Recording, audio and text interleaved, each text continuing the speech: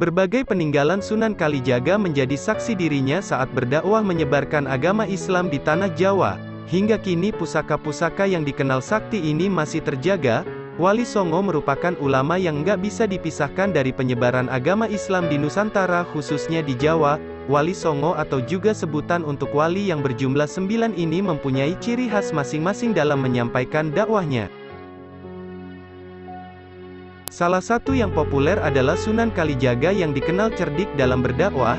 Dia memakai wayang kulit dan kesenian lain untuk menarik umat yang saat itu memeluk agama Hindu dan Buddha. Selain itu, Sunan Kalijaga juga dikenal memiliki karomah dan ilmu batin yang tinggi, sehingga banyak peninggalannya yang dianggap sakti. Apa saja?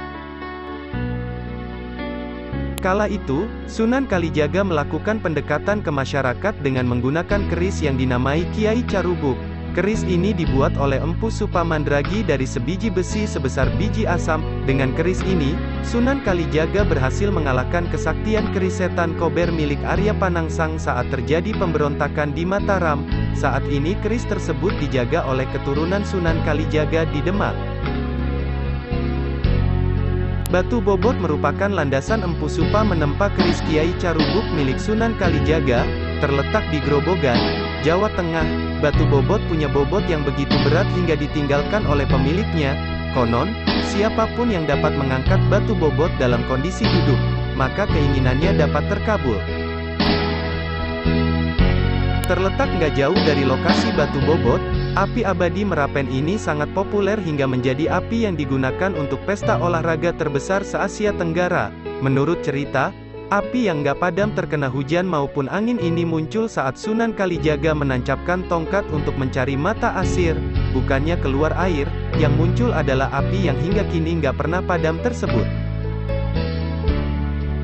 Nggak jauh dari makam Sunan Kalijaga di Kadilangu, Demak, terdapat sebuah sumber air yang dikenal sebagai Sumur Jalatunda. Sumur yang disebut sebagai Zam-Zam Demak ini merupakan bekas Sunan Kalijaga meninggalkan jala ketika mencari sumber air untuk wudhu para wali. Air dari sumur ini dipercaya dapat menyembuhkan berbagai macam penyakit loh.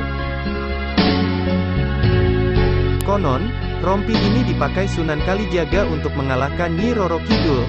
Sang Sunan mendapatkan rompi ini setelah menghatamkan Al-Quran di Masjid Demak bersama para wali yang lain. Rompi ini terbuat dari kulit kambing dan kemudian diraja oleh Sunan Bonang menjadi pakaian. Hingga kini pusaka satu ini masih tersimpan di Kadilangu, Demak dan dilakukan jamasan tiap Idul Adha tiba bersama Kiai Carubuk. Nah, itulah beberapa pusaka peninggalan Sunan Kalijaga yang dipercaya punya berbagai kekuatan sakti.